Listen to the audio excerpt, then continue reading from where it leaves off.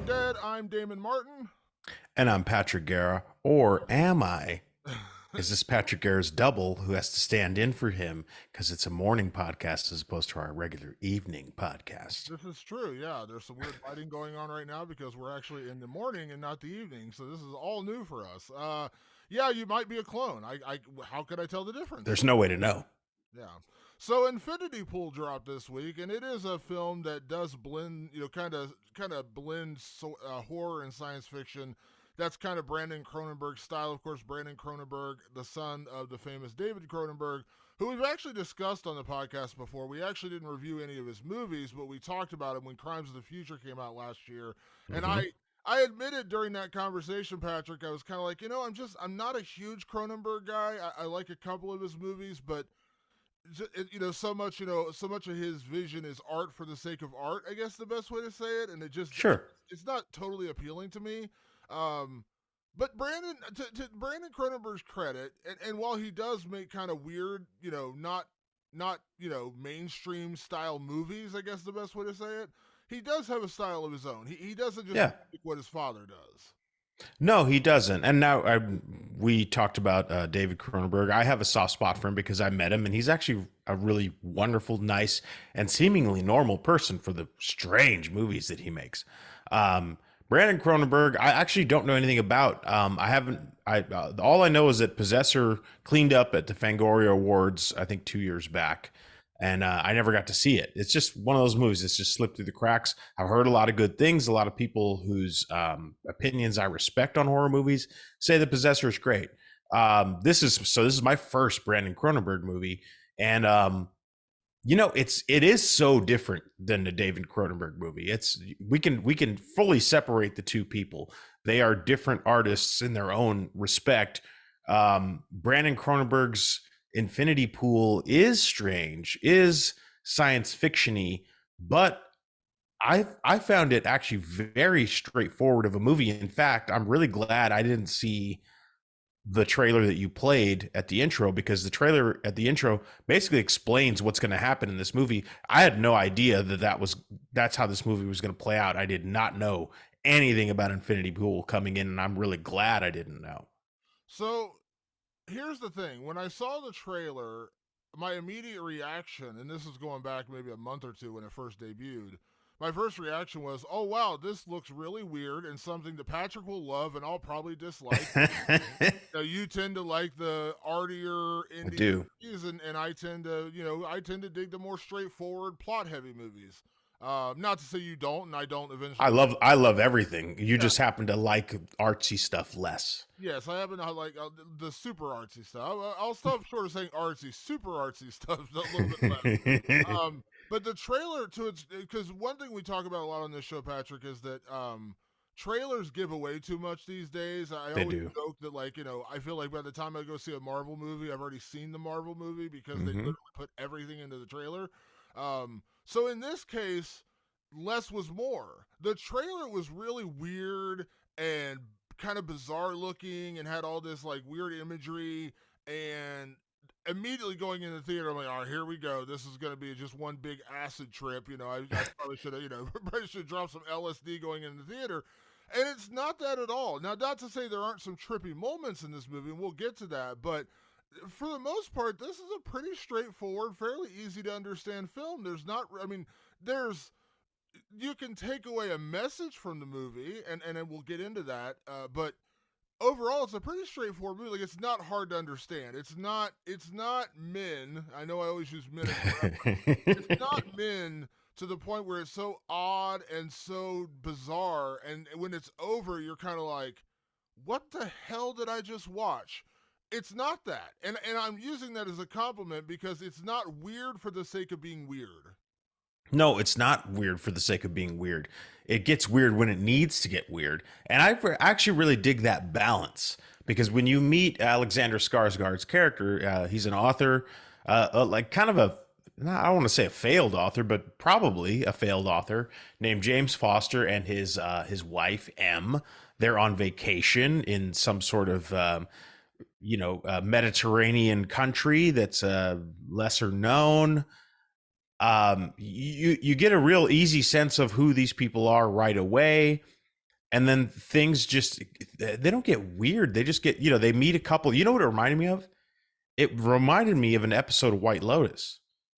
I was like, this is kind of a weird White Lotus-y thing. Like they meet a couple, there's a weird sexual tension going on, and that's kind of where things kick off. I don't know how much we should get into. Obviously, that trailer, if most people are familiar with Infinity Pool, that trailer tells you the big thing, which I did not see coming at all, which is if you commit a crime on this strange little island, if you are very rich, which these people are wealthy, you can buy your way out of it by creating a double, and that double will serve your punishment.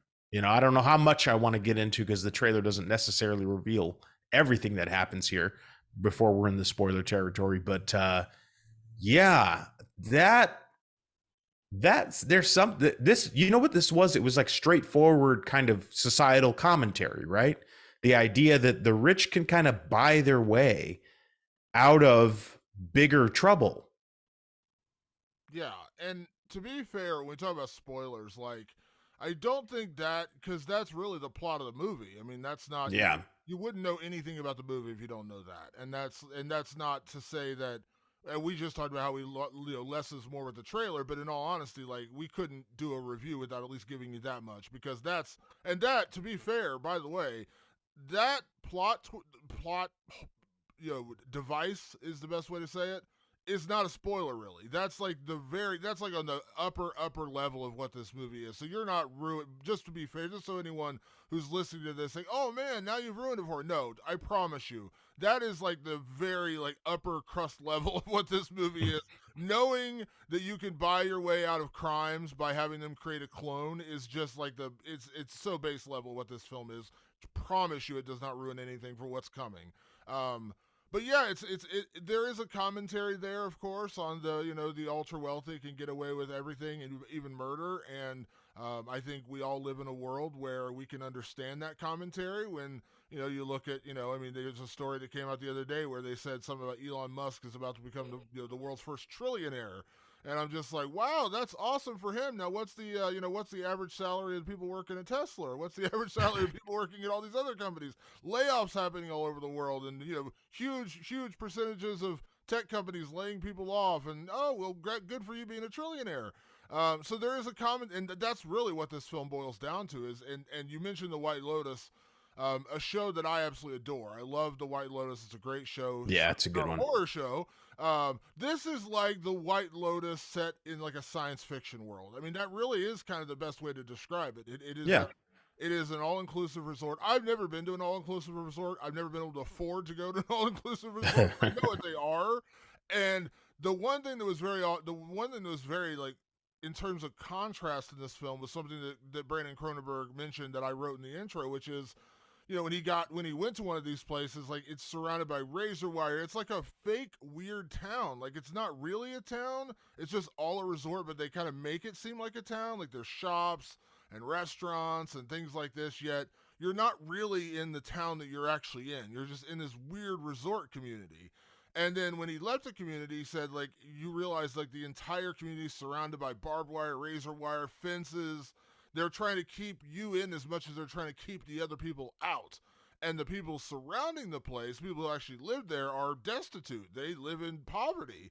And it was like, wow, like it was really kind of a wake-up call to what the difference between the haves and the have-nots. And this film does a really, really good job of explaining that and using that as a tool and a plot device because our lead character, James Foster, played by Alexander Skarsgård, he is kind of a man of two worlds because he is a man of means solely because his wife is wealthy. His Right. wife and her family are extremely wealthy. He is an author who wrote one book, wasn't well received, and he's not written anything since then. So he's kind of like, he's like a kept man. So Yeah. while he does have money via his wife, he's not wealthy because he's not the one who came from wealth. He didn't earn his own wealth, so he doesn't have that experience. So he's kind of like the one guy in this resort who is kind of the man of both worlds. Like he's not used to being in a world of means, yet he lives in a world of means.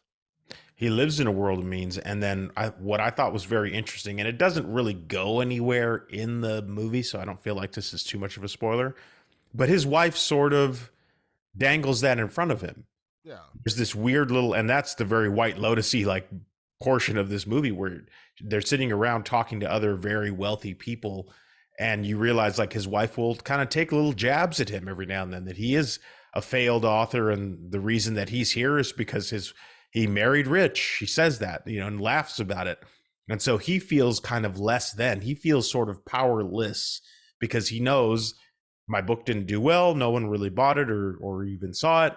And I don't really have a plan for a second book. I'm just sort of being dragged along on vacation with my wife because she can afford all of this stuff. So they establish really easily, really like simply, and not in any sort of abstract artsy fartsy terms, that this is a guy who despite his outward appearance as this tall, handsome, well-to-do author, is really sort of an insecure outsider in this world.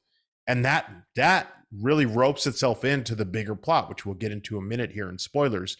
And so on a very traditional level, I understood right away what I was dealing with in terms of who these people are, and what I did. I had no idea. I me, Damon, I come in as blind as I could. So I was like, so what is that going to entail in this story? It turns into a story of real terror. I want to say sci-fi horror, definitely. This is definitely in the horror category. I wasn't sure at first how it was going to play out. When shit hits the fan in this movie, Damon, it's weird and horrific all at once.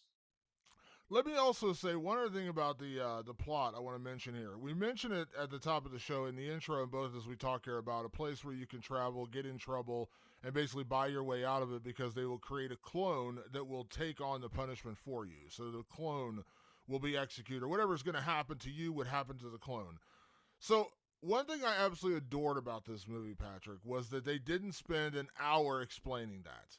No. The cloning, like, you don't, like, they just say it very matter of factly. We can create a clone and the clone will take the punishment for you. Now, again, Love when it. I say that, I keep saying that because I want people to understand that is not ruining the movie for you. I promise you, that is so cursory level. It is not anything that's going to mess up this movie by knowing that. And the reason I say that is because they don't spend an hour talking about it. They don't spend an hour like, we've developed a cloning process that blah, blah, blah. Like, there is a version of this movie that becomes very tech heavy, where there's a million questions. It's a plot device, and they use it as such. We can create a clone. It will be you, and it will basically take on the punishment for you. And that is, I love that they didn't feel the need to go into incredible amounts of detail because it's not important to the plot. But there is a version of this movie where they spend an hour explaining it to you. You know what I mean? They spend the movie explaining it to you. That's really not the point of the film, though. That's not the point of why you're in this film. Right. It just happens to be the MacGuffin, so to speak, the thing that you focus on that has a impact in the plot, but you don't really need to know the hows, the whys, that kind of thing. And I appreciated that because they're one of my. I love sci-fi on top of horror. I absolutely adore sci-fi movies, but sometimes I feel like, and I know I'm walking on eggshells here with this one, Patrick, so I'm going to use this as an example of a film I know you like, but I don't. I absolutely love the Alien series of films. And Aliens does a really good job of introducing you to a creature, and you realize the kind of danger you're in right away. Now, did they try to figure out more about this creature? It has acid for blood, all these kind of things. Absolutely. But they don't spend 9 hours explaining it to you. And that was the problem I had with Prometheus and the other prequel, was when they spent literally the entire movie just trying the whole movies are about that, yeah. Yeah, and so that's it took away the enjoyment of those movies because that's literally all it's about. They just spend the entire time trying to explain to you where these creatures come from, and I feel like there's a version of that movie you could do where you can explain it, but it doesn't need to be a 2-hour movie about explaining it. And so this film escapes that. This film doesn't do that to you because it is an important plot device, but it's not badgering you over the head with it. One other point I want to make real quick, Patrick, one other thing that I noticed about this movie, I want to give credit where credit's due. The cinematography in here, there's a lot of elements of giallo. A lot of color in this movie. Very giallo. I really enjoyed that. As soon as I saw it, there's an early scene where you're moving in I think it's in the car scene, early in the film. This so basically our couple, Alexander Skarsgård and his wife, meet another couple at this resort. One half of that couple is played by the amazing Mia Goth. And they meet, and Mia Goth's character Gabby is a fan of the author. She actually read his book. She might be the one person who read his book and enjoyed it. And so, of course, he's on cloud nine because he's, oh my God, somebody actually read my book. And so they meet this couple, they kind of befriend them, and this happens a lot. Again, you mentioned it with like, this is pretty common for the White Lotus, but also in general, you go on vacation, you tend to meet other people and kind of become friends with them. That's not that uncommon. But there's a scene early on where they go driving in a car, and they're driving, and there's all these flashes of color and changing in the palette, and I really enjoyed that. And immediately, my first thought was, "Wow, this looks like a giallo film." No, it's in my notes there, and it's not. It's for a moment that I won't spoil here. But there are so many elements of giallo in this movie. The hypersexuality is one of them. The color play is another. You get a lot of that in there, but it's like a nod to giallo as opposed to like a full blown recreation of it. Whereas like something like Last Night in Soho, like is giallo, like it's intending to be a giallo in many different ways. This is just sort of like, I want to like incorporate those elements. Those are kind of the horror elements, if you will, of this movie. And no, I totally dug that. And to kind of circle back to what you were talking about with over explaining, I do like Prometheus. Covenant was I didn't really like Covenant, to be honest with you, but I think those are movies that can kind of get away with it because they are actually just kind of about that, as opposed to what Alien and Aliens were about, which is just the horror of the creature. So those, I kind of separate the two things. I don't think about them the same way. But still, to your point, and to kind of echo your point, is I think a lot of horror screenwriters will get in the weeds by accident, thinking that they need to explain the thing. In this case, it's cloning yourself. They breeze right over that. It's a process. We do it, pay a lot of money, and you're out. And that's it. And by the way, it's a great lesson in perspective, because if you're really that rich person in those shoes, in serious trouble, and they tell you, yeah, just pay us a lot of money and we'll clone a person, and then you're off the hook. Here's the money. Here's the fucking $50,000. Just take it, just so I don't have to be in trouble. That's far more in line with how like your mode of thinking would go if you're in that situation, rather than explain this to me, officer. Like, I don't give a shit. I want to get off your fucking weird island where you clone people. Like, here's your money, take it. I'll give that clone the punishment, and I'm the fuck out of here. Now, of course, this movie would be 20 minutes long if that's what you did. Instead, they get into some ramifications of using that device, but they don't need to over explain that device. Just have it there. A great thing about the Texas Chainsaw Massacre, you don't really get into why the Sawyers are there. There's like one little line why they're there, if you're paying attention. Other than that, there, there's a bunch of cannibals in deep somewhere in rural Texas. That's all you need to know. You don't need to get into the weeds about it, and like kind of get more to the story of it all, and the complication of it all, I think, is what's more important than the how. Like, don't get into the science of something necessarily, because you're going to actually probably bump up against your own limitations or that suspension of disbelief. Like, if you try to start explaining it, then people will try to start unraveling it, and they don't do that in this movie at all. And I love that. I love the ease of use in this movie for that particular device. There's a great line in the original Scream movie where Billy is taunting Sidney, and he says, "Did they ever figure out why Hannibal Lecter liked to eat people? Don't think so." And like there's this version, because what's interesting about it is you could make just a straightforward movie where you say the rich can buy your way out of trouble, and let's be honest, that's probably happens a lot in real life too. It's happening a lot, yeah. But what I enjoy though is that using the cloning as a device in this movie, and also living up to the culture of this world they're living in, where they have very strict laws. Like when you go to like places like Singapore, where there's very very strict laws. You know, you break the law, and you litter, and you're going to prison. I break laws in Singapore all the time. uh, From here, though.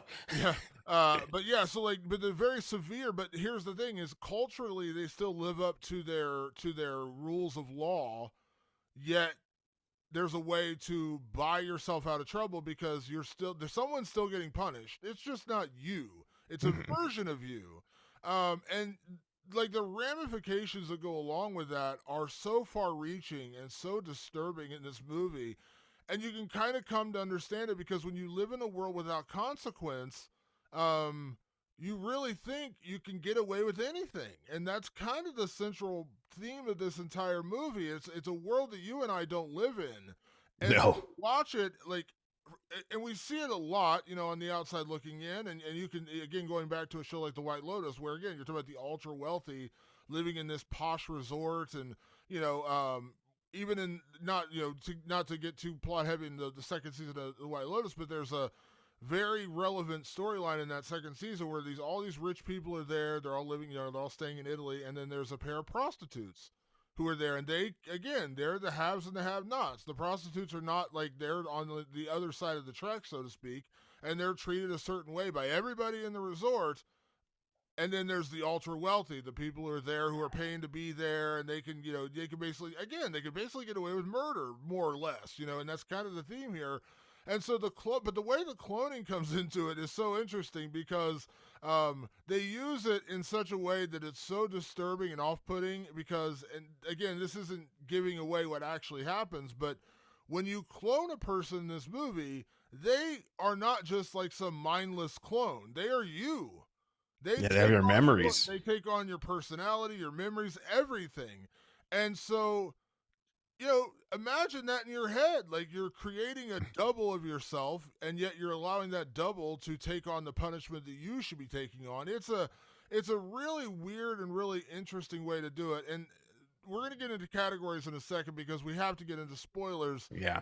Because so much of this movie is behind the spoiler wall, so to speak. But also, I want to say, like, this is not the largest cast in the world. It's a pretty small cast, mainly revolving around 4 people, and then you add in a couple extras here and there. But this is another film that kind of shows off the talents of Mia Goth, who has kind of become horror's darling over this last year with X and with Pearl. She's incredible in it. I really like Alexander Skarsgård. He's a really, really good actor. He was great in The Northman, which came out last year. Yeah. He's just a good actor in general. But the entire film worked for me on a lot of levels. And I was surprised. Like I said, I'm surprised by that because now, when I said that this is a more straightforward movie, without getting into spoilers yet, there are sections of the movie that are very weird and very trippy, for lack of a better word. Yeah. But, and here's the key. When your entire film doesn't rely on the weird, trippy, what the hell's going on moments, you can still have a plot that works and a story that works and characters that make sense. And that's where you don't lose me. Whereas a film like Men, I'm sorry I keep using that as an example, but a film like Men where I feel like it's weird for the sake of being weird, and the messaging gets lost because it gets so weird that by the end of the movie, I was just like, everything else that happened before it stopped mattering because you've got to the point where you're just making really weird, I don't know what the hell's going on imagery. And by the end of it, I walk out and I'm just like, yeah, I don't get it, and I didn't enjoy it. And this film does it, but does it in such a way that it doesn't overshadow the plot. It doesn't overshadow the story. It doesn't overshadow the characters. Yeah, you're not going to walk out of this movie, and I will quote a moviegoer when I was in the movie theater for Men. You're not going to walk out saying, "What the fuck was that?" Like you're not. You'll kind of get it. And I do think Men actually was an easy to follow movie up until the very end. Yeah. But that didn't take away from my enjoyment necessarily, but you and I have a different opinion on super artsy fartsy movies. But I did have a problem with the end of that movie being so bizarre and so strange, almost for the sake of just being bizarre and strange. Whereas this movie, I think it does leave you on a bit of an ambiguous ending, but it's more contemplative. It's more like you just have to sit with the ideas and think about what you would how you would react in those situations, and we're going to get into that here. We have a category now that actually is all about that, so I can't wait to get to that category. Yeah, so with that being said, Patrick, let's get into spoilers. Let's get into categories. So if you haven't seen Infinity Pool, it is in theaters right now. Go check it out. If you can't tell by the first half of our show, Patrick and I enjoyed this film. I enjoyed it far more than I thought I would. I'll be honest. Like, I went in a bit of a skeptic, thinking this is going to be a weird acid trip of a movie, and it wasn't that. It was fairly straightforward. It was a good plot. It was great execution. Well shot. The cinematography was fantastic. Also, wanted for that matter, I want to give a shout out. His name is Kareem Hassan, who did the cinematography. Yeah. Great cinematography. The writing, the directing, the whole thing, performances, all great. Again, I went in skeptical. I was like, oh, here we go. This is going to be a movie that Patrick's going to be like, this is amazing. And I'm going to be like, what the hell are you talking about? It wasn't that. I was pleasantly surprised and really did enjoy this movie. We're coming to get you, Damon. The artsy fartsy zombies. You're coming with me to Men too, and you're gonna love it. I don't know about that. All right, so let's get into spoilers with categories. So again, if you haven't seen Infinity Pool, go check it out. If you're moving forward in the show, we are going to talk about spoilers right now. And Patrick, so when I talk about like how the clones are used in this film, Yeah. that is the most disturbing part of this film by a mile. Oh yes. I know that's. I mean, I know that's the Should point. be obvious. Like, it's really, and also one thing I want to mention about the plot that I really enjoyed. So our lead character, James Foster, again, is not a man of means. He's a man who is married into means. He is a man who is married into wealth. He's not a wealthy man on his own. He joins this group of people at this resort who have all done crimes and bought their way out of it, and they realize the kind of power and twisted like sense of righteousness that it gives them, and so they all gather together to go out and do just heinous shit, for lack of a better word, knowing they can get away with it. And James, played by Alexander Skarsgård, is kind of like the outsider who, once again, is outsider looking in. He kind of gets led into this group.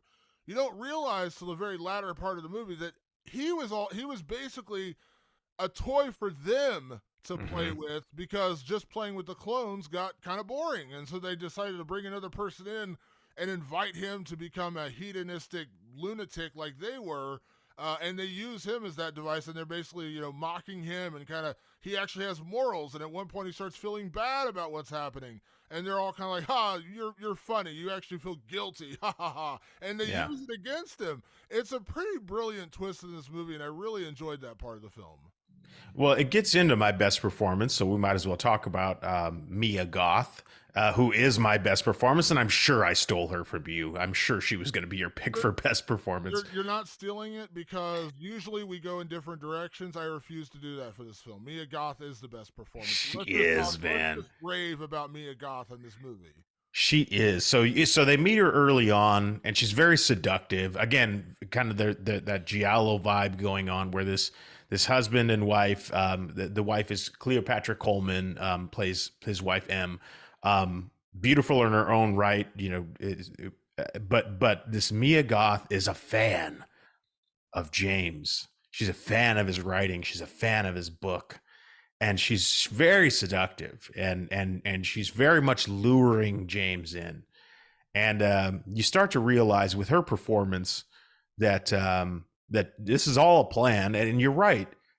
Her and her husband, Albin, and all their little rich friends, they come to this island to do this. This is their vacation. This is what they do. They come to this island to break the law, to get punished, and to pay their way out by buying a clone of themselves and having it executed. It's very Westworld in a way. Yeah, Westworld in that way. There's kind of a Westworld vibe. There is sort of this almost like a Lost Boys vibe too, but of people you don't want to hang out with. Like, I wanted to be a Lost Boy. I don't want to be one of these people. Yeah. But you're right. She targeted James. She found out that he was going to be there, and she thought, well, here's the perfect plaything. He's he's weak and vulnerable. She right away brings up the fact, or she right away asks, like, "Oh, when's the next book coming?" Knowing damn well the next book's not coming. He was an It's been absolute 6 years. failure. It's been 6 years and no book has come. 6 years. She had one of his shitty reviews like in pocket. She already knew. So she lures him in with all this seduction. And yeah, James is a plaything to Gabby because she wants to see what happens when you give somebody who's powerless some power and see what they do. And it is wrapped into her performance because that initially starts as seduction. It starts to ramp into absolute deviousness. And they're taking like special herbal drugs, and then they're planning little revenges on this one and that one. And at some point, Mia Goth just spirals into a full blown what's her name from Natural Born Killers? Juliette Lewis. Juliette Lewis, but I mean the character, not Oh yeah. Juliette Lewis, the human being's kind of wild too. But let's be honest. Mallory Knox from. But Mallory, like there was almost this Mallory vibe of like, oh shit, I've actually ran in with someone who's absolutely unhinged. Like she I don't know how many years she's been doing this, but she has this like she has like bloodlust almost. Like she just can't get enough of doing these horrible and heinous acts. And then like literally just it's like, oh, it's part of the fun. We go to the jail and we laugh and we watch our clones get killed, and it's hilarious. And she's diabolical. And then at some point he genuinely tries to escape because you're like, get the fuck out of there, James. What are you doing? And he tries. Her and her little gang of rich weirdos that are clones or not, we don't know. Like they cut off the bus and they come out and it's full blown guns blazing. Like, we want him, outlaw. Like, you see the range that Mia Goth can pull off. And it's only a matter of time before a major film or one of these horror directors gets pulled into a major film, a major studio film, or a major drama from somebody like Neon, which Neon put this movie together. Mia Goth's this close to getting an Oscar. It's coming because she could do it all, and she does it all in a movie like this. There's a really unhinged moment in this film, and it's where you talk about where James is trying to escape. He's trying to get out.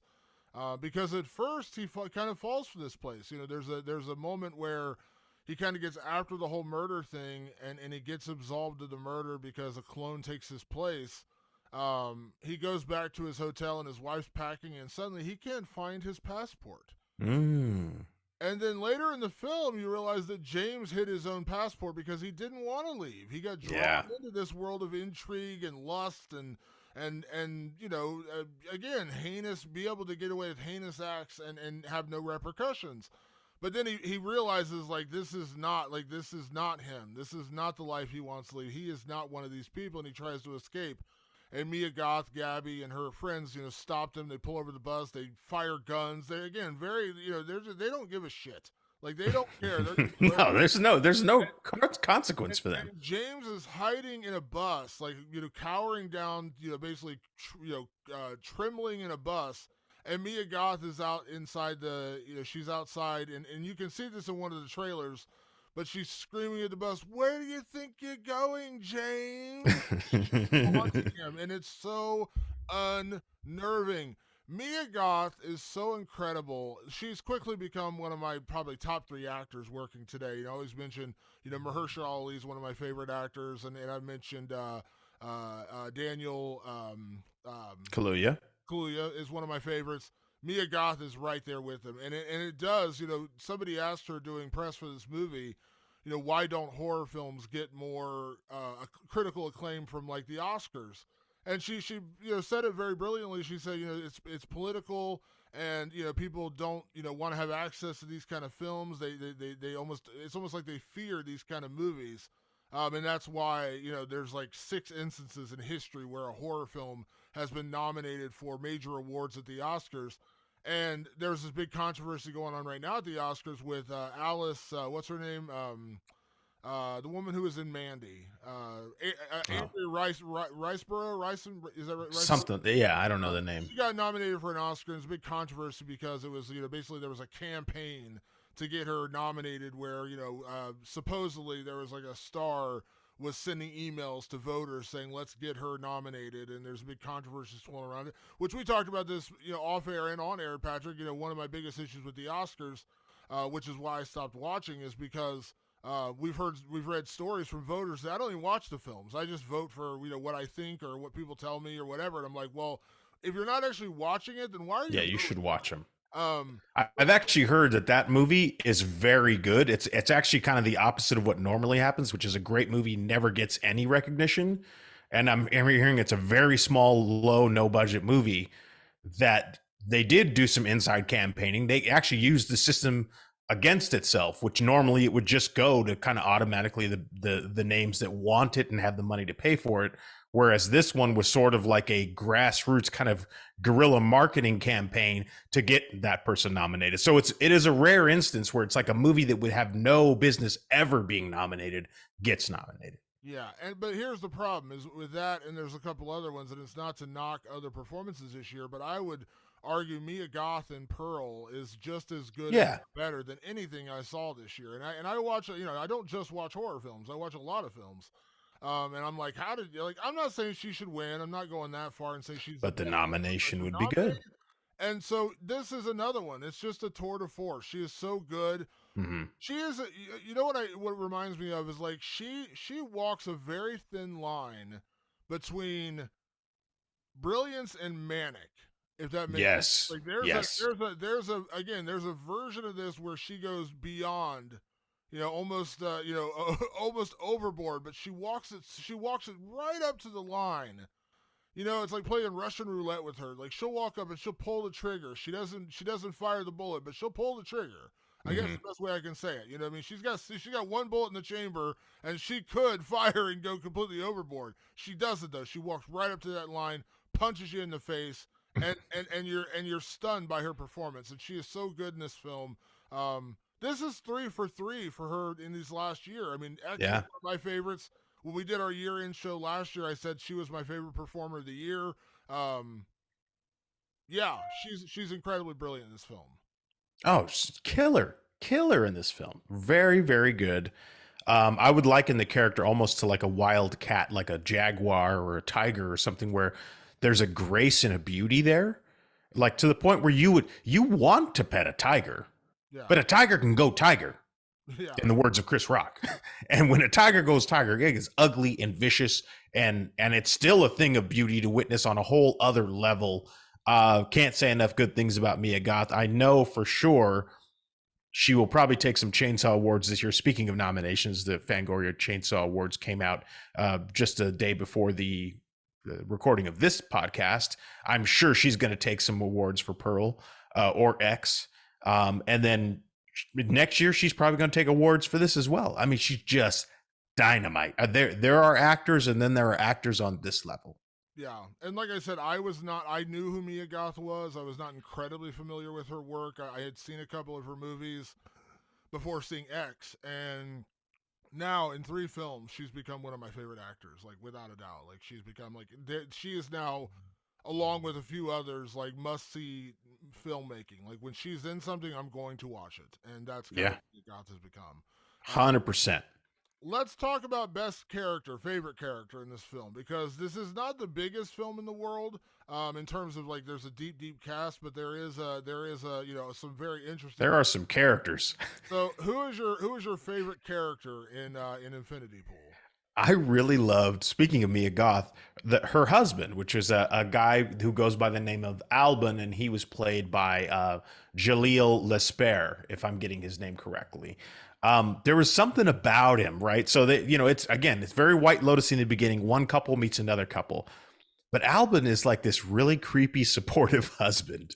Like she's clearly flirting with James, and he just has this big toothy smile, and he's very excited about it. And at one point, there is an orgy scene at one point where they take these hallucinogenic drugs, and they're going, and it looks at first like it's just Gabby and James kind of in the throes of psychedelic passion, and then the camera sort of swoops over, and there's Alban happily supporting them from her feet. Like, put together whatever image you want in your brain. But I just loved like his character because he had this almost like lucid gleefulness about him the entire time. Like there was no moment aside from a moment, I think, when he got shot or something like that. He got an injury. Outside of that moment, he just loved every minute of what was going on, despite the fact that his wife was doing many strange things with James. He loved every second of it. He was in hog heaven. He was a voyeur, but he was also, a bit of a cuckold. Like he enjoyed it. Like he's enjoyed. Like this is the next stage of the evolution of their marriage, is that he enjoys watching her toy with other men, and Yeah. he's like, and because he's a very, when you first meet him, he's a very subdued character. And then when the shit really hits the fan, for lack of a better phrase, he becomes unhinged. Like you realize that he is just as like out there as everybody else in this whole thing. Like it's almost like he's keeping it in for a big part of the movie, and then he just lets it all out. Hmm. He is, and I hate to keep going back to this for my favorite character, but I can't ignore the fact that my favorite character, the one that fascinated me the most, was Gabby. As Mia Goth. She was so, I was so transfixed on her this entire movie, and let me be clear, Alexander Skarsgård really does a great performance. Oh, he's good. I He's really really think good in he's this really movie. really good, and also Cleopatra Coleman, who plays his wife M. She's really, like, everyone performance wise, everyone's good. And as a writer, I kind of, anytime there's a movie about a writer, an author, something like that, like I kind of live vicariously through them because that's what I do for a living. I'm a writer. I'm a journalist. And so when she's like, you wrote something 6 years ago, and you meet a fan, like it's weird, like it's a weird off, but like, it's a weird, like almost unnerving situation when you meet somebody who's like a fan of your work. And I've had that experience where like someone has come up and said, "Can I get a photo with you?" And I literally have turned to them and be like, "Why? Why would you want a photo with me? I don't understand. Like, why would you want a photo with me?" It's weird to me. Like, and so like in that moment when he's almost like it's like a huge compliment, but he's also kind of like, this is weird that somebody actually likes my work. Yeah. Like you see that relationship build between them, and Gabby is so brilliantly manipulative in this movie that when the big twist comes, that you realize that James was always just a plaything to her. I'll be honest, I didn't really see it coming. I just thought that these people were just completely unhinged and living in their own world without consequences, and they were just inviting somebody new into the group. And it seemed like that for the biggest part of the movie. James was just the newest member Right. of this lunatic, hedonistic group that just, lives without consequences. He was just the newest member. You And thought he was Michael in The Lost Boys. No, yeah, he's not. yeah, he's not. And the way that Gabby manipulated him and just toyed with him, it was like watching a cat play with its food, like watching a cat bat around a mouse, and they're gonna, the mouse is doomed. Like the mouse is doomed, but the cat hasn't eaten it yet. Why? Because it wants to play with its food a little bit. That is Gabby in this movie, and it's beyond the performance, but it was just so well written and so well executed that I was just fascinated by that character in this entire film. Yeah, you will get a chill down your spine when you're deep into that movie and you realize, actually, now I want to be as far away from Gabby as I possibly can. She's so maniacal and nasty. Yeah, and also I want to mention, just we're going to get into other parts of the movie later, but I want to talk about the ending real quick, because the ending, when they're all finally leaving, when it's all over and they all finally leave the resort and James is in the back of this van all going back to the airport, these people just completely shift back into normal people. Like Yeah. no, they've left like as soon as they leave the resort, they've left it all behind. They're talking about, we're going to go back to LA and I'm going to be redecorating my house and my husband's going to be working all the time, and they're joking and laughing, and they're just, it's literally complete polar opposites of the people you met throughout this entire film, and it's so unnerving because they just let it all go. It's like a coat they put on and then take off when it's no longer cold out. Like they're just that unhinged, and and poor James, Alexander Skarsgård's in the back, sitting there like holding on to himself, like, what the fuck is going on? Yeah. These Yeah, people- because he has a conscience and theirs is completely withered away. yeah, They don't gone. have a conscience about what they do anymore. It is literally fun for them. It's them. It's going to the trampoline park for the day. That's what they're doing. And he is like, what have I done? Like, what have I done? And he can't even go back to his life. He has to just get the fuck off the. He's not even going to get on the plane. He's just going to go sit in the rain and probably die of hypothermia or something like that. He can't live with what he's done. They not only live with it, they look forward to it every year because it's a little break from the norm. Yeah, it's their escape from reality. And it's just weird to watch them go back to reality and watching James seeing Gabby and her husband just, joke and flirt and talk about going back to LA, and he's just like the wide eyed look on his face, like, what in the hell is going on here? I can't forget what just happened. Yeah. These people clearly can. Let's talk about gore. There actually is a fair amount of gore in this movie. Lot. For what is, I would say this film teeters really, really, hard on science fiction horror. And when I say by that, like, it feels almost more science fiction at moments, but then there are some really horrific moments. Mm-hmm. So what was your favorite gore in Infinity Pool?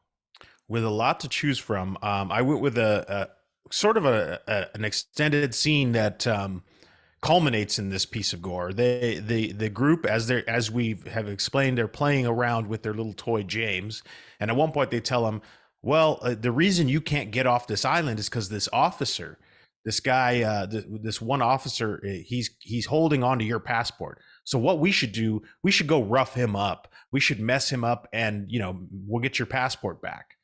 That was all a game. They get him to attack this guy in an officer suit with a bag over his head. Turns out they paid for another double of him, and it was his double that he was beating up, and they just wanted to see what he would do to his own double. Well, at one point after that, it kind of culminates in this scene of like, you want to keep playing or you want to stay alive or whatever they're doing to him. They're like, we want you to kill your double, and he doesn't want to do it. And eventually his double and him have this like kind of long drawn out fight that culminates in James beating his double's face in to the point that it's like ground beef.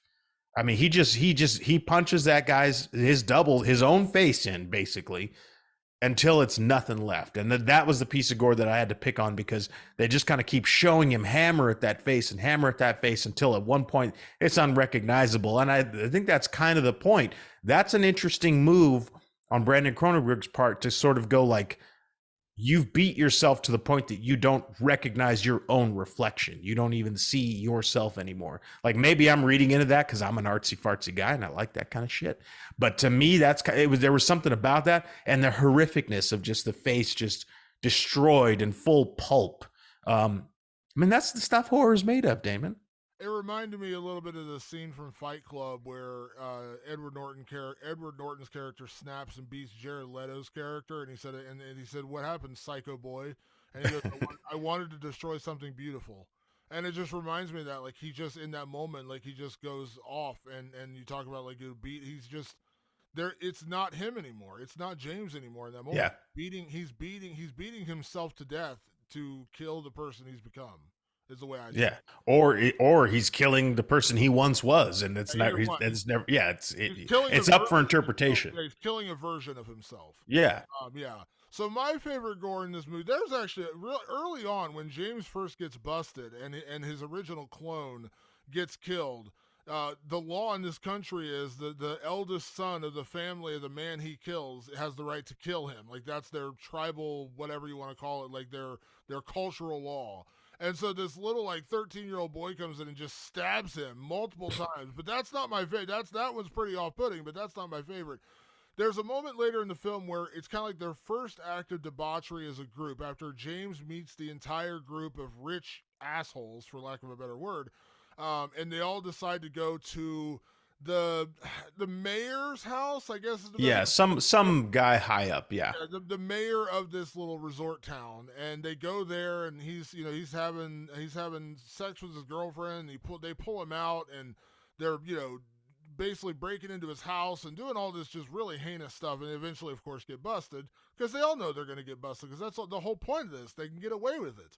And so they're in this room, they're all together, the cop comes in, and it seems like you're watching them getting taken down for an execution, and like the clones aren't getting executed. These people are getting executed. Like something happened, something's changed. They're not going to get away with it this time. and they put them all in the execution room, and James tries to break free, and they end up slitting his throat, and they slit Gabby's throat, and it's very like, oh my gosh. And then you realize like these were the clones, like all the people are actually in the gallery watching this Yeah. happen.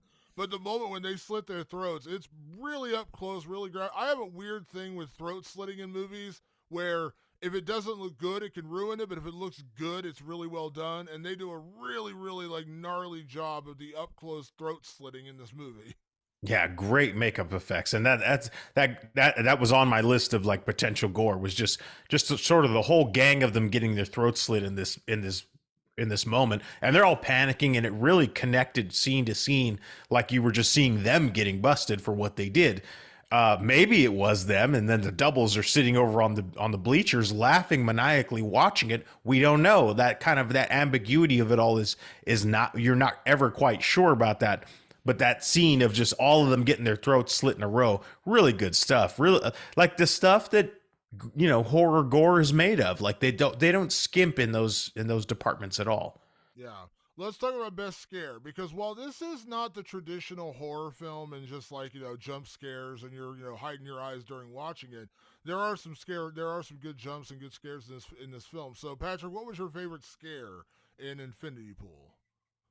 My favorite scare actually was a jump scare because I was sort of like lulled into the chaos of it all. Like I was sort of just kind of in the moments, but they hadn't been using guns or anything up to that point. And then someone brought out a gun and fired it, and I literally was like, ugh, like I just like jumped like it. And I was like, you fuckers got me.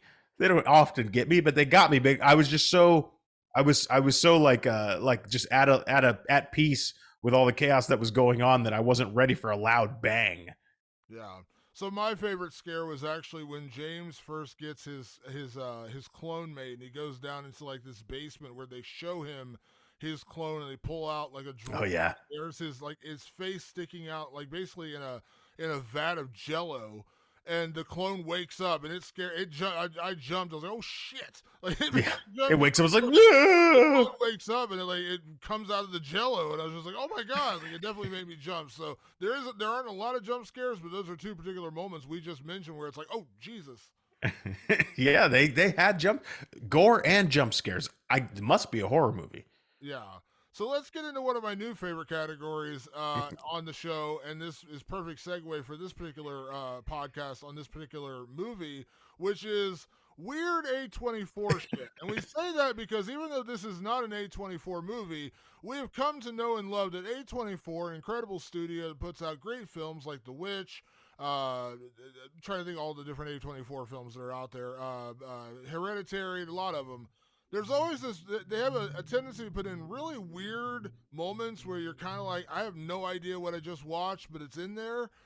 So Patrick, what was the weird A24 shit in Infinity Pool?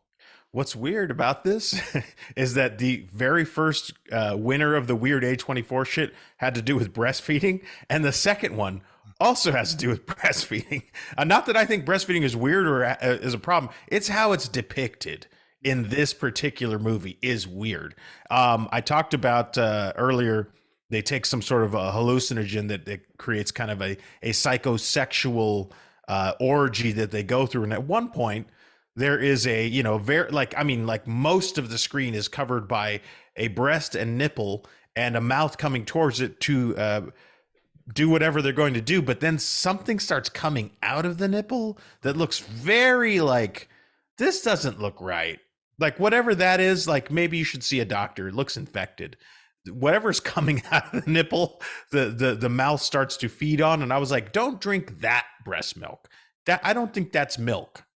Yeah, that was a little unnerving. And to that point, my weird A24 shit is just without fail, like because the parts of this movie I loved, I really loved it, and it's not that I didn't like this, but it's like, of course they're going to introduce a hallucinogenic drug that you're going to smoke, inhale, and then just go on a weird, trippy, full-on acid trip in this movie, and that's it. The first acid trip when they first do it, they take the herb.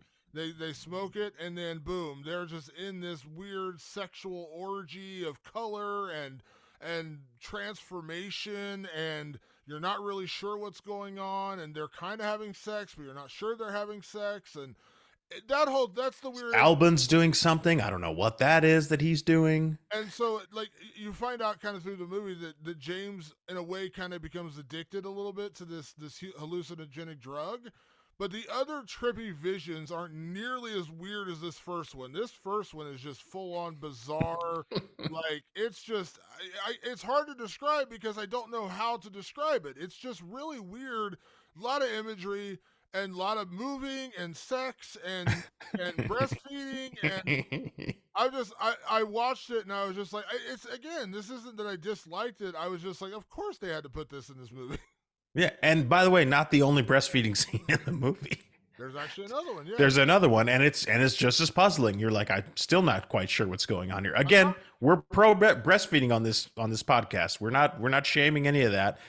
It's just depicted very strangely in this movie. Yeah, it's just the whole drug scene is just so like what I expected. Like here's the honest truth, and again, this is where I was very surprised by this film. I thought the entire movie would be just drugs, like the entire hallucinogenic thing. Right. It's like what the hell's going on, and we're just gonna get caught up in weird imagery and people being born into other people and whatever else. I don't know. It's not that. There's a couple scenes of that, and this was the big one where I was just like, wow, this is really, really weird. Yeah, like this whole scene was sort of like when in Willy Wonka when they go into that, they take that boat into that tunnel and like there's just fucking spinning lights and slugs and geckos and shit. It's like that. It was very strange. Yeah, very, very weird. All right, let's get into our next category. And again, one of our new favorite categories in the show here, Patrick, is can we survive this horror film? So the way we do in this category, Patrick and I put ourselves in this film, and would we survive this particular horror film? So, Patrick, could we survive this horror film? Could we survive Infinity Pool? You know what? I don't know, Damon. I'm not so confident this time around. Like to be honest, like if Mia Goth targeted me at a resort, which I would be the target because I'm not a wealthy person. I'm not a person with a lot of power. Would I take the bait originally? I don't think I would. But again, it was innocent enough when they first started. When they first started, all they did was just go. They just went to like the beach and had some drinks, and they accidentally hit somebody on the road, and then it kind of spirals from there. I don't think I would survive this for a very simple reason. I don't have however many stacks of cash it would take to buy my double to get out of the trouble. So I think my movie ends there. My movie ends at about the 30-minute mark because I don't have the money to buy a double. I think I'm screwed. Yeah, so I'm going to pretend that I'm, because again, I kind of live in James's situation because I'm a writer. I'm an author. That's what I do for a living. So, and I can understand how you get kind of you get kind of transfixed on the moment of like somebody finally appreciating your work. And when Mia Goth's character is like, I loved your book, and James is like, oh my God, like somebody actually likes what I did, because a big part of the plot of this film, or a big part of the character development of this film, is you find out that James married his wife. His wife's father owns a big publishing house. And that's who published the book, and her father doesn't really like him, doesn't really think he's talented, and everyone who read the book was more or less like we're talking about the whole Nepo baby thing going in Hollywood right now. Yeah. It's basically that. You got your book out there, you got published because you married into a publishing family, like more or less is the theme of that story. So when a character comes along and says, "Oh my gosh, I love your book," he's like, "Whoa, wow, somebody liked it. I don't know how to react to this." So I would probably get drawn in, and you put Mia Goth in there, and that's the character. Yeah, I would totally get drawn in. And listen, I think we don't want to admit this, but I think we all, I think part of the allure of being ultra wealthy is that, that's why I'm not trying to get political here, but I think that's why a lot of people don't like hold ultra wealthy people accountable, is because the dream is to become them. Yeah. The dream for the average, the American dream is to work hard, and great things will happen to you. You can become Elon Musk, you can become Bill Gates, you can become Jeff Bezos. The reality is that's just not the case. Most of the reality for most of these guys, not all of them, I'm not saying they're not all self-made, but like a big majority, they were born on third base. A lot of these guys, already had means, money, family with money. They did not start out with 10 cents in the bank account like the old, story you hear about. I got off the boat and I had 13 cents in my pocket and I turned it into a fortune. Does that happen? Absolutely. Is it the norm? No, it's not. Mm-hmm. So we all have that. We all have that allure of being ultra wealthy, of being powerful and rich, and being able to get away with anything. So I'm not gonna lie, Patrick. I would probably get drawn into it. And yeah, I'm just telling you right now, I'd probably be screwed. I would probably end up being changed when they're toying with me and completely they use my ego against me. And so yeah, I can admit it. I probably wouldn't survive this horror film. I could just see Damon on the bus sulking on the way home, and he looks back, and Albin's like, "Hi, Albin's got silver toes." Yeah, I know we all have that about ourselves. There's a certain vanity about all of us where we want to Oh be. yeah, We want to be those people. We want to be rich and we want to be wealthy. And I don't know what that's I like. want me a goth to say, "I saw your short film. I thought it was great." Yeah, and dude, the Tweety birds will be floating around your head. Like I'm telling you, we're all guilty of that. I think we all are, especially as artists. We're all guilty of that as artists. It's not like Indeed. when someone compliments your work, you're like, oh really? What I did? Would you like to go on the beach and I'll pee and you can jerk me off? Like, sorry, I had to mention That's that scene in there. yeah, that's not far fetched. That happens in the movie. Yeah, very. That's another one of those weird like A24. That was on my weird A24 shit list. Yeah. Why did this just happen? Yeah. So, yeah. Interesting to say the least. Next category, Patrick. Another new one we got for the show now. Sequel, remake, or leave it alone. So this category, what we do is we talk about a movie and we say, should this film get a sequel? Should it get a remake? Or should it just be left alone? Patrick with Infinity Pool. Sequel, remake, leave it alone. My gut reaction is leave it alone. I love the story where it lays, but I do see a potential for a sequel here, and it could take place in it. Basically, what I'm saying is season 2 of The White Lotus. You could make Infinity Pool in some other place, some other resort, in some other situation that's very similar with different people, and it would totally work the same way. Like you could kind of keep this thing rolling if you wanted to. I don't think you necessarily need to. I think I'm going to stick with leave it alone on this one. I'm glad you said that because it's funny because this is one of those films that you probably know is never going to get a sequel. Like it's not that kind of Yeah, film. it's done. Yeah. But I'm going to say sequel because exactly what you said. It is such a weird situation to where you could put an entirely new group of people in here and you'd have a whole different story, a whole different movie. Mm-hmm.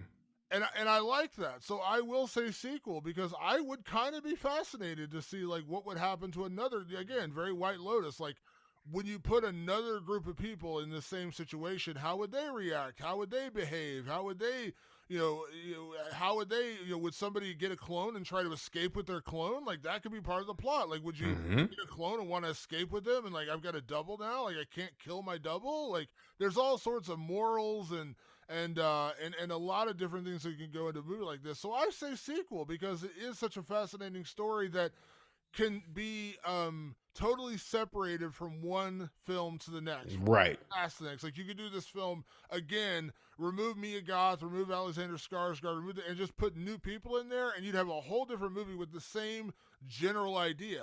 And so for that reason, I say sequel. Even though I know it's not going to happen, I think sequel would be interesting. I would be interested to see what you get with a whole new group of people in here. You could keep telling this story over and over again, and that's there. Either if the money counters over at Neon don't see that, this is a horror franchise in the making. Yeah, so more Infinity Pool. Last category, Patrick. Let's talk about is it scary? So, Patrick, at the end of the day, Infinity Pool, is it scary?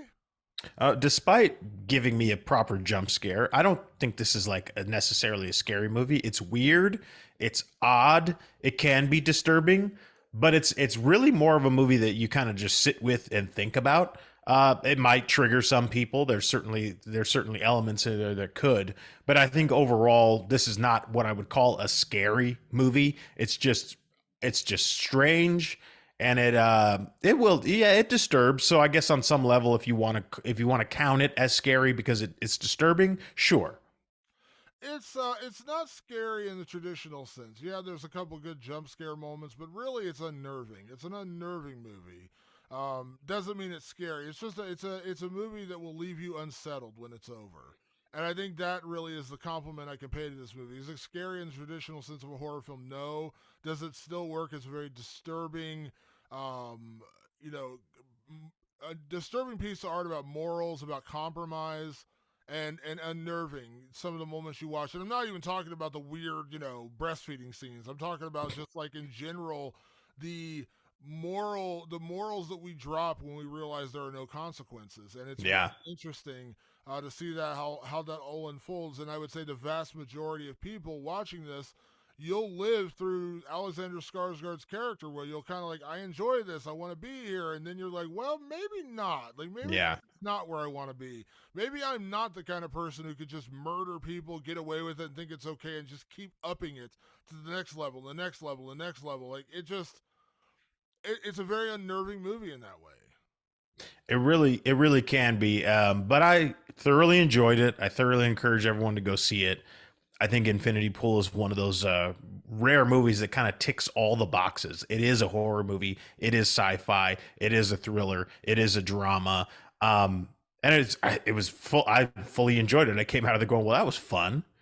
Yeah, that was again when I left the movie, I was pleasantly surprised. Like again, I fully admit I went in with a preconceived notion that this was going to be just an arty, weird, acid trip of a movie, and there are definitely acid trip moments, but it's few and far between, and really doesn't play into the bigger play into the bigger role of this movie, play into the bigger plot of this movie. It's there. There is some weird A24 shit in there, but it doesn't affect the overall enjoyment of this film for me. And again, I'm speaking as the guy who doesn't really get into the art house kind of movies. I really enjoyed it. I was pleasantly surprised by this movie.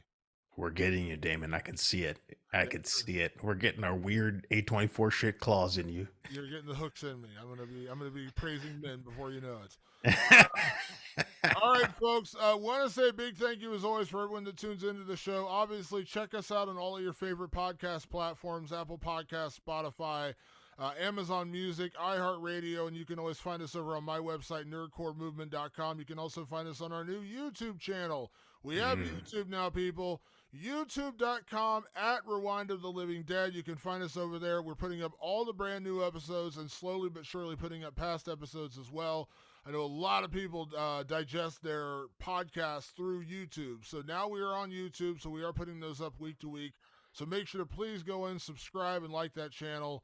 It really does help us, and we really do appreciate it. If you got questions, comments, movies you'd like us to review, hit us up anytime on our channels, our various social media channels, on Twitter, Facebook, Instagram. Just search Rewind of the Living Dead. You'll find us on all of those different platforms, and you can also find us on our own individual personal channels. I am at Damon Martin, and you are? At Director Patrick. And we appreciate everyone tuning in as always. We will see you next week for another edition of Rewind of the Living Dead. Thanks for tuning in. We'll see you then. Peace.